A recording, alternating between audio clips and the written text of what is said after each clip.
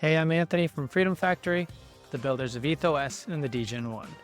Today we're talking with Arda, co-founder of Intersend, a middleware for on-chain apps. We talk about the issues with interoperability, the onboarding experience, and building a seamless crypto UX. This is Apps Unchained. I also wanted to just ask the story of how Intersend got started and what problems you guys think you're specifically addressing with this app. Yeah, so let me give you some background info. When you look at all these crypto apps, mostly on the consumer side, you always see some sort of like different layers of apps you interact with within that app, right? You use SDKs, you use like widgets and embed different apps, and most of the time this is not easy. Like if you can only embed an app if they have certain methods, right? You can't just get a web app, existing web app, and use it um, directly. So we realized that this is a problem, and one other problem was when we talked to all the authentication providers within the space, wallet providers, authentication providers, we saw an emphasis on cross app ecosystem, which is really good, right? Whenever you're interacting with an app, the other app recognizes your account information, and you don't need to maybe create an account, and yeah, you can kind of like have the one click experience in the other app too. But the main problem across all these providers is that they're only building these tools and cross app connectivity for their own ecosystem. So, and this is a big problem, whenever you interact with an app, they create you a different account, and there are a bunch of different smart accounts like Particle, there's Zero Dev Magic account, which is great, but I don't want to be just, creating an account for each of these apps. I want to be able to reuse them. So we combined these two aspects and created a middleware for apps that they can just use existing tools and convert their app into an embeddable app across any app across the ecosystem.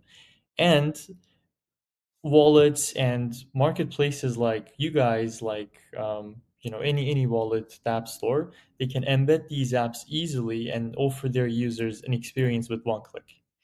um, this is a very kind of like high level description of how we started, and right now our final form is an app store that wallets and NPC wallet providers that can offer these apps into their clients. And we have this one-click experience across all these apps. Like you can interact with Bitrefill within our interface, and we inject your account information into these apps. So you don't need to sign up. You don't need to log in. You can click the purchase button, and we make that transaction in the backend for you. Yeah, so this was a very kind of like large context, but yeah. No, it makes sense. It's like the same problem we saw that exists in Web 2, where every app was siloed into its own database, its own sort of way of collecting user data, but having that account. And Web3 seemed like it was always going to be the solution to that, like interoperability and everything.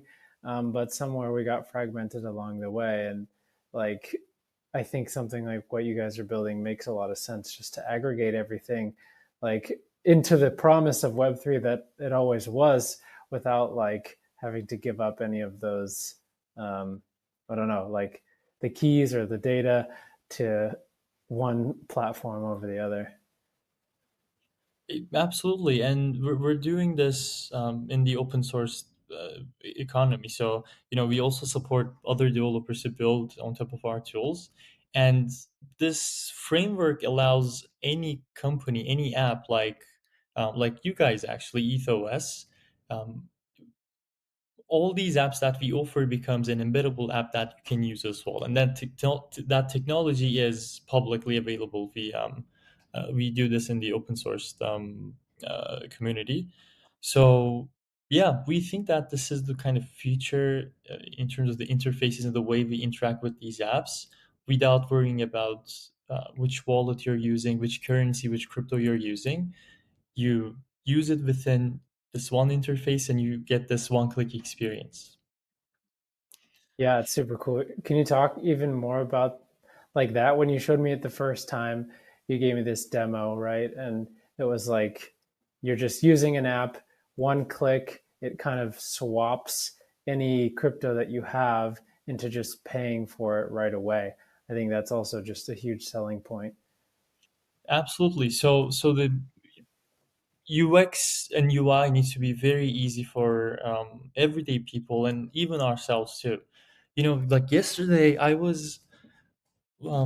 I was trying to move some funds from one exchange, like a centralized exchange, to my wallet, and like you send it and you need gas. You send gas and then maybe it's not enough. You send more and then you have to get the native token of the other chain. Like it's still insane. It's insane. There are so many tools, and I use some of them, but you still have to use multiple of these tools. Um, and yeah, so UX is very important. Sorry, I started kind of ranting, but um, so the most important part is we inject your accounts into these apps. So for example, you go to Aave or any DeFi app, you click on connect wallet and you need to choose it, maybe connect through the extension or some other way. And then what we do is we inject your account automatically, and you can have um, different accounts within one profile, and think of this like a preferred method, payment method in a way.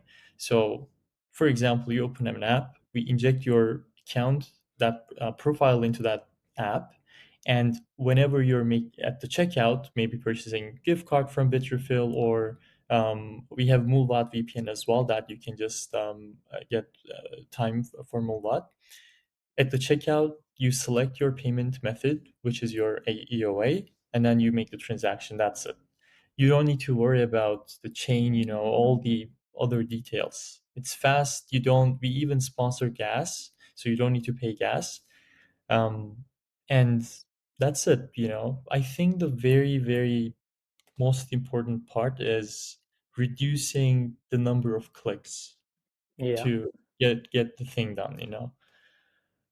Yeah, Yeah, we've kind of been interested, I guess, both of our companies in the same side or a different side of the same coin, um, because we're also in this idealistic world where like mobile really sucks to use crypto on, and so we've always been trying to work towards how can we make the mobile experience less clicks, less app switching, less browsers inside of wallets and this type of thing. And you guys are sort of doing the same thing with apps. And I think if we, since we are joining forces, you're coming to the App Store, like this is the 10x experience that users are obviously going to imagine when they use crypto. It's going to be so much easier. Like we can't bring, I think, the world on chain until we have stuff like this where, people don't even know they're using crypto. And this is one of those ways where like all those extra clicks are abstracted away. Like people just put their fingerprint on and make a purchase. They barely know they're using crypto, but in the background, like we put in all that work to sort of abstract away the shit that people don't really care about. Like I think that's the long and the short of it. absolutely. And I think uh, so. There are 2 points I wanted to mention. All the apps that are on Intersend also becomes an app on EthOS when we have our app. So that's the cool part, right? And you can use the same framework that we have built through the SDKs, public SDKs we offer, and you can build that communication layer with all these apps yourself as well. So this is the really the cool thing, like almost like the interface for an app store. And Mm-hmm. we're using this same framework with wallets now, and we become their app store. But the cool thing is with all these different apps you interact, you, you embed it with a very like traditional iframe tag, and you use our SDK to inject the account into that app. And whenever there's a transaction, the embedded app prepares the transaction data, sends it to the wallet provider, or like the wallet on my ethos, for example, asks for Mhm. the signature, the transaction approval. I click OK, and that's it. So um, almost like the framework, the infrastructure of that um, eh, communication between different apps and making them embeddable, portable. That's what we call them. Right. The other cool part was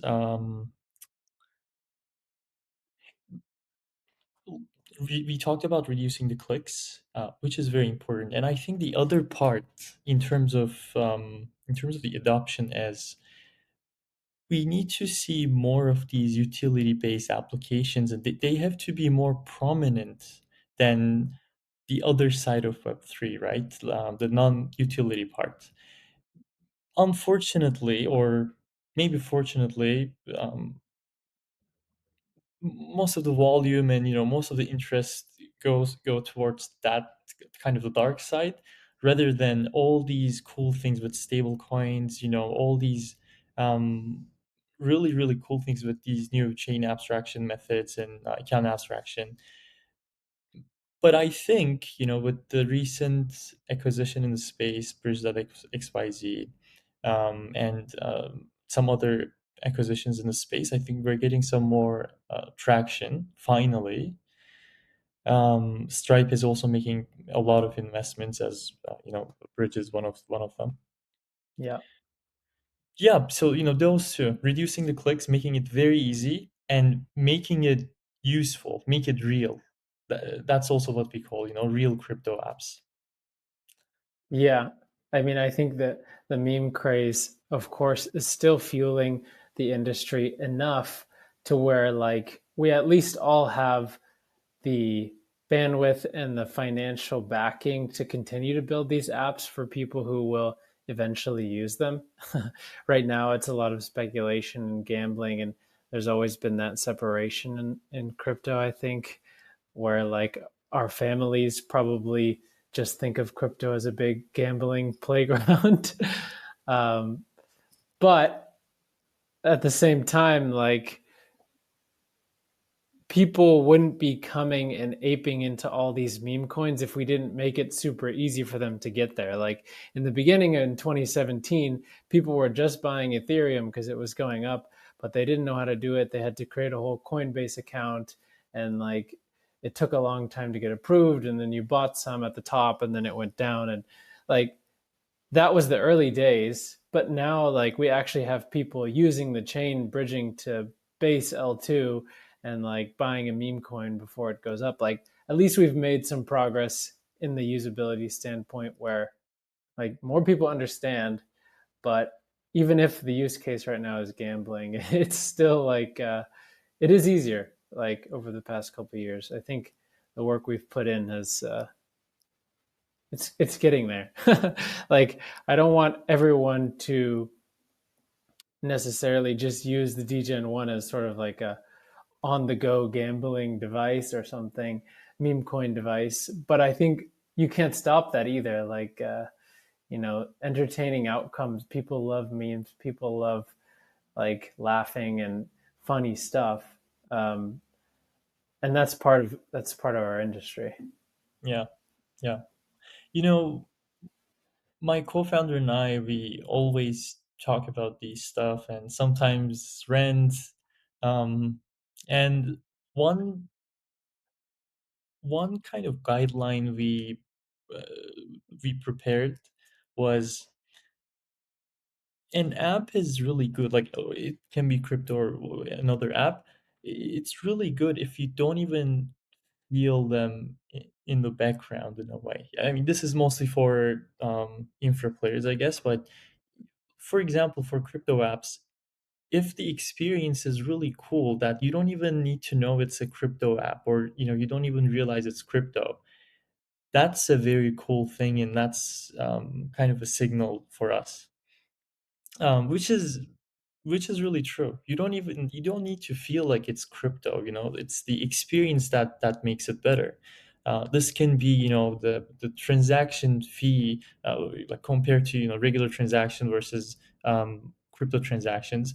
You can do microtransactions with stable coins, so you don't even maybe need subscriptions, or you don't need to do like at least like $1-2 minimum kind of amounts. So you don't need to know if it's crypto out there if the experience is the same, with one click, maybe even Yeah. less click than the original, right? Yeah, so that's kind of the one brainstorming we did with them, and I agreed. Seems like that's how we win in the end. Like Poly Market was so popular for the election, and like people didn't know that the poly part was Polygon, and like that's okay because the experience was that it provided the most accurate data, and if it's built on crypto, then that's even better. Yeah, it's exciting. It's definitely an exciting time. Yeah, Uh, I think we're on the cusp, honestly, because like how I see it with our device too is like we've been saying the world, like the 8 billion people on the planet, like there's 5 billion mobile devices, but a majority of people don't have an actual desktop. Like it's people in Southeast Asia and countries that are not Western countries where people can afford a phone, but not a desktop computer. And if they can use mobile and and like the mobile experience is crypto backed, like we could spread easily to many more people, especially if we can provide them a better experience. So yeah, the more seamless experience, the better. I think you're right. yeah, and mobile experience is super important. Like we use mobile more than maybe like regular desktop, especially um, for those communities that needs these kind of tools, like crypto apps and different infrastructures. So yeah, I think it's very cool, and kudos to you guys. I'm very excited to actually try it myself at one point, and yeah, like that's really cool. Same. I can't wait for it. It's been a long road already of you know the software than the hardware, but um, yeah, I also had a question about like I know we just kind of talked about it, but like the app economy, and I think a lot of people are now creating their own L2s for their apps, but it feels like the shift away from the infrastructure, which we've focused on a lot to get it to where it is now. I think there are a lot of good thriving chains and ecosystems, but the apps are still lacking a little bit. And we've had those breakaway apps like Polymarket we just mentioned. Um, I'm sure there will be more, but how do you feel about that being like the gateway? Do you agree with that? Do you think there's a different side to it? This is a very good point, and I did some previous B2C businesses and some B2B as well. And yeah, so I have some maybe like a different opinion on this, but we see money influences the space a lot, and I think the main reason why we have such a big emphasis on infra is just because of that. I met a lot of very interesting um, apps, actually, consumer apps, and like when we say consumer apps, it's actually an app. Like it's an app to the end user. So like consumer app, Right. maybe like business apps. I don't know. I usually just say apps. Um, we have been meeting a lot of cool teams and building these apps, and they don't get enough attention. Most attention goes to infra players, and yeah, we didn't have some good conversations with some VCs just because of this, infra player kind of topic. But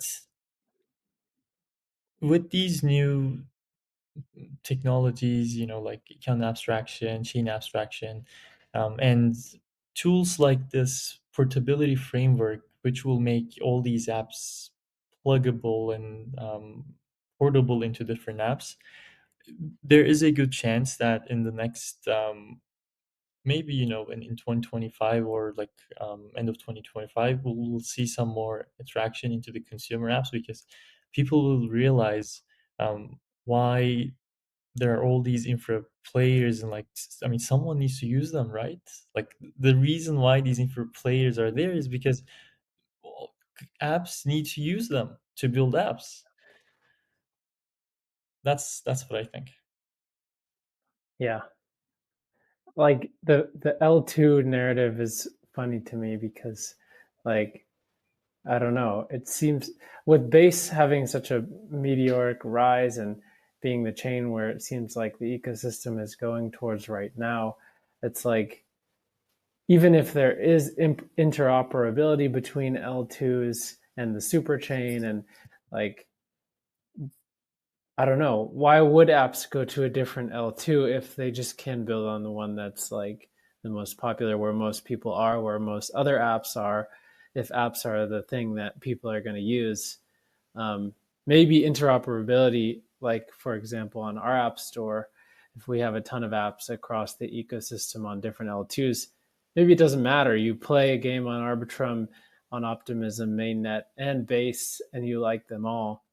um, but it seems weird to fragment, like, I don't know, if you're like Unichain, like, does it need to happen? I guess. Is that really necessary to bring like more people on? I don't understand it fully. Maybe you have a better idea. I have a couple points. One is, actually we have been really trying to promote these consumer apps, right? Like we are actually trying to do it personally in our Twitter accounts and everything. Plus, by promoting these apps on our platform, and now we're going to be starting to work with some wallets, really cool wallets, wallet providers, and PC providers as well, and they will use our embeddable apps and embed into their wallets. So whenever we add a new app, it will also get listed on their interface too. So like across all our wallet partners. So I um, there's more likelihood of uh, getting more exposure for these apps through Mm-hmm. this kind of like really cool concept. My other point about what you said, which was uh, like we talked about the chain abstraction, unifying balances, and all that. I think it's likely that we will see all these different apps creating their own chains, kind of their own ecosystem. But on the consumer side, the way you interact is you will hold one token, your like settlement token, whatever, or any crypto, and you will still be able to interact with this app by maybe bridging or some other ways, but you don't this part is going to be abstracted, so you don't feel like there's something going on there. It's just one click and that's it. This can actually boost all these apps, right? Like they're building their own economy, and maybe you can create an NFT for your business with all that revenue and all the user base and sell it, with all the tokens, everything. I think there are really really cool things that you can do with these kind of different structures. But everything kind of is dependent on that abstraction level at the user level. And that's what we've been trying to really focus and improve. Makes a lot of sense. I would love it if, like, I think we have a similar system in our ETHOS wallet now where, like, you see the combined balance of what you have across the layer twos, Yeah. and it just makes the most sense to abstract that away where, like, for example, in Intersend, if I wanted to buy something using crypto, if it could pull from equal parts or just one of the L2s that I don't use the most, and it just converts that to pay for the the product I'm trying to pay for, it makes the most, like, I don't care about which L2 it's on necessarily. If it's the same asset across layer twos, like, it doesn't really matter to me. Um, yeah, no, it's a good point. It's interesting because it needs to get to that point for sure, before like more people get onboarded. Yeah, Absolutely. yeah. Do you have any long or short term roadmap plans you want to share? Right now, we're trying to position ourselves as a middleware where we work with wallets and PC providers, and they embed our apps into their interface, and we become their app store. Whenever we add a new app, they also get listed across all these wallet partners, and the way it interacts is a very cool concept called universal portability. It's something that we have designed and it's open sourced. It creates a communication layer with Wallet Connect. Basically, it auto connects to all these apps and injects the user account. And you still use your own wallet as the payment method, almost like you have your credit card, and there are a bunch of apps. You go purchase something and just click pay, just like Apple Pay, and that's it. So we're trying to work with some wallets now and offer this one-click experience across all these apps. And yeah, we have some other cool ideas in terms of how we can embed our apps, such as you guys. As I said, any app um, that is on Intersend can also become an ethos app. I can go to my DGen phone, click on it, and then it would use just an iframe and it would inject the account information, and that's it. Um, so yeah, they're really cool, exciting things that we're working on, especially for the consumer side of things, because no one is really working on infra on this side. Everyone is building infra for the companies, for the chain abstraction Yeah. and unification, but no one on the middleware. So yeah, that's what we have been doing so far. Do you think the focus is like going forward towards consumer apps? Like, do you have any plans to work with like games, like crypto games in any capacity? Yeah, any app can be added if you support WAGMI and traditional Web3 libraries. Any existing app can become a portable app, which means we can inject account information and we give you the one-click experience. So Web3 games, gambling apps potentially. Um, we're now adding more DeFi apps now. Peanut Protocol, which is really cool. You can send money with one click, like with email and other stuff. So we're Nice. now adding some more apps, and we have been also working closely with MetaMask delegation. They're called Gator Framework. It's really cool product. Their senior product team, Dynamic, Privy, Magic, Web3 Auth, like all the major authentication providers, to find a universal way of sharing this account pool so that you don't necessarily create an account and you get access to all these different users and authenticate with single click. um, yeah. So one of the issues also, I've been talking to some games recently, like Web3 games, and the issue they have has always been like interrupting your experience while you're playing to sign a transaction to accept an upgrade to your armor or whatever it is.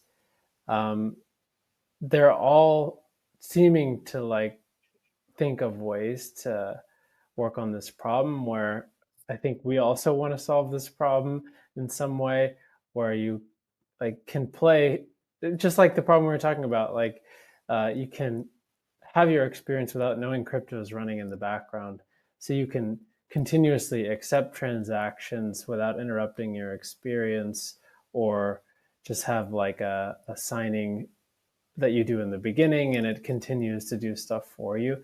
Do you see any like path towards that as well? Absolutely. I think this use case specifically is the most attractive point of account abstraction. You don't need to sign transactions all the time, especially whenever you're doing those microtransactions within a game or something. Like it kills the whole experience. Session keys within ERC 4337, with this account abstraction wallets, that problem is solved. You generate a session key, it's a one-time transaction that you make, and then you can also set certain permissions. If this is an app permission, you can define specific information like what's the maximum amount that they can withdraw, what are the specific contracts, what are the specific functions that this can call, and all those parameters, time as well. And once it's given, the wallet can call those transaction calls without users interaction necessarily. So this means you don't need to sign transactions every time when you're making a transaction. And it also allows subscriptions in a way. You can sign a contract Yeah, that gives you a subscription, maybe, every day, every month, every year. You can define it however you want. And then you don't need to sign transaction. It will withdraw that amount from my wallet automatically. yeah, yeah. So like this, the cool part is these kind of technologies were not available before this in terms of the UX. So now it opens a lot of different doors, which is really Right. cool. Another tool in the bag, sort of to get that seamless experience, the 10x on what we had before, but just abstracting it away again makes sense. 100%. Um, I had a thought on that too. Like, I haven't seen the account abstracted wallets in the wild like too much, and like in a way that I know it's account abstracted wallet just because I'm in crypto, but like having it work in the way that you were just talking about with session keys and continuing to approve max spend and all this stuff. Um, I guess the question is like, does like let's say I'm about to play a game, is part of the onboarding of the game like setting up my max spend and the session keys for that game specifically so that when I play it like it's finished, or is it like I set it up on the wallet account abstracted wallet side for all games that I'm going to play? Very good question. um, the reason why you might not be seeing this in a lot of apps is because it's still fairly new. um, we started last year in 2023, end of 2023, and account abstraction space was very, very new. It's been 1 year, so most of the apps that I know, they're kind of trying to use it or they've already started using it. And what you described is right now it's sold on the authentication layer, like privy dynamic. Whenever you create an account, these authentication providers and wallet providers, they create you an embedded wallet. So you almost create a new EOA whenever you sign up, and Right. create a smart contract for that, using that EOA as the signer. And using that smart contract, they can call these operations, sending transactions, and other calls. So it's usually handled by that authentication layer. We're actually trying to solve this so that you only create one account with us, or you can also bring your existing accounts, and we inject those accounts into all these apps with Privy, Dynamic, Magic Link. And so far, we have a connector to actually achieve this with Dynamic and Privy. Magic Link is also coming soon. And again, this is open source. Anyone can use these connectors and embed these apps into their marketplace, just like how I described for you guys to do. So Yeah. yeah, now again, we're trying to solve that problem so that you don't need to create a new account. You don't need to worry about, oh, smart account, my EOA, this like particle account, my zero dev account. You don't need to worry about it. You just worry about the experience. You click connect and use the app with one click. Yeah. That's the future for sure. I mean, I I can't wait to get to that, like the next stage of all of this. because we all know from being in crypto for years of like the experience we've had, and but we see the apps that have onboarded a bunch of people. um, I think it just needs to all be like that. So I'm excited. um, did you have any other?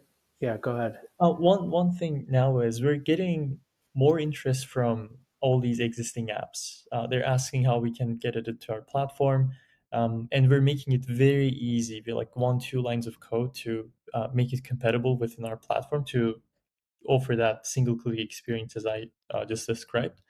And now we're getting this more attraction because we're going to be working with some wallets, and there's really good exposure. So hopefully people will realize that there is some good utility in terms of this, in terms of these different apps, and we also make them get more discoverable across different maybe institutions as well, or like retail too. So yeah, I'm just hoping that we can really help all these uh, consumer app builders and get them some more usage and more utility as well. Definitely. Yeah. Our device as well. Like we want to make it as easy as possible on the App Store for apps to join without having obviously like scam apps or apps that aren't really ready, but apps that people will use because on our device, like if we're building sort of this base layer that supports crypto at every level, like we still need cool apps that people will use every day. Just like how on Apple, you don't use the contacts app all the time. You're going to use like Instagram, Facebook, Snapchat, whatever, because those are the apps that actually where your friends are, where all the usage is. So it's super exciting. Yeah, and maybe you don't even need to download those apps. Again, Yeah, go to Intersend, click on the app you want to use, and that's it. You don't need to download. You just it's sort of an you aggregation. Absolutely. You create different profiles for your different needs. You create a business profile, you create a personal account, a personal profile, one with KYC, one with another with no KYC. I like these apps, add to my profiles, and that's how I use it. I inject that profile when I'm using that specific app I want to use. And yeah, you don't need to download again. It's not, you just click in, you're in the app. So I So is that how you see Intersend like in the future as sort of like almost a portal to or like a browser almost apps I guess app store, but like is that the end goal sort of to be this like overarching portal? Yeah, we want to become a an interface, a middleware where we can support operating system like ethos, wallets like their app store, and they can use their own wallets, their own signers, their payment methods without again needing to connect to these apps or sign transactions. So that's how we kind of see ourselves, and being the app store, but also making it very easy for anyone to embed these apps into their platform. That's great. What's like your short couple sentence pitch usually when you're talking to apps of why they should prefer Intersend? Yeah, so we tell them how easy it is to get listed. We show them the existing experience, how it works, and again, sometimes we even change their code if it's an open source app. In most of the cases, it is how it is, and we just create a pull request, tell them we want to get you listed. This is the pull request. They accept it, and we just add them like this. Sometimes we manually add some of these apps, like using their integration methods, like Mulvat, for example. They only accept Bitcoin or Monero, and what we do is kind of mimicking human behavior, like clicking on the create account or like making the payment.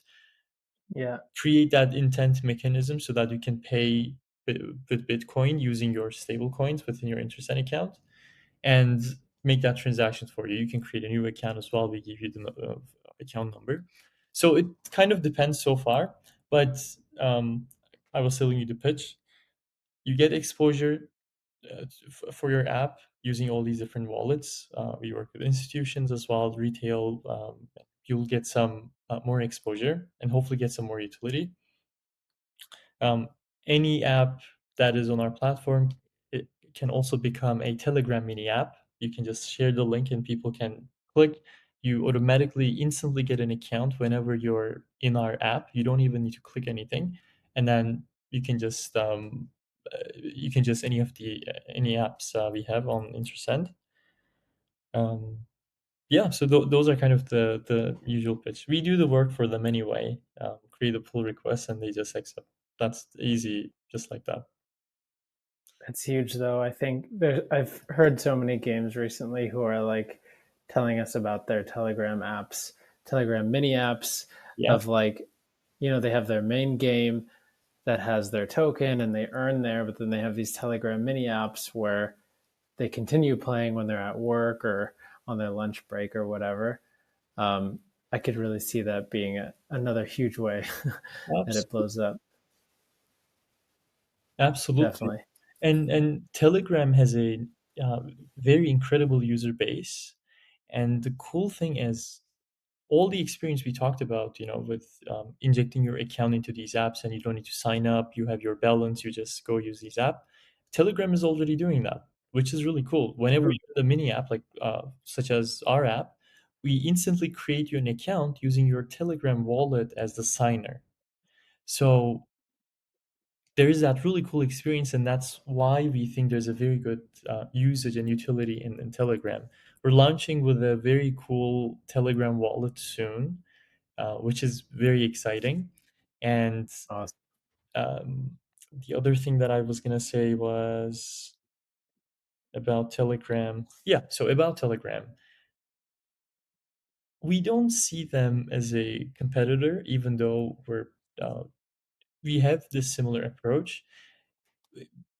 Sometimes I would not prefer using certain apps, maybe financial apps, DeFi apps, within an account that already has my messaging and my social profiles in a way.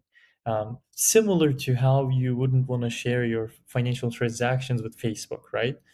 Um, Yeah, eh, so that's why we don't see them as a competitor. I don't think we're building in the same kind of direction, but it's really cool.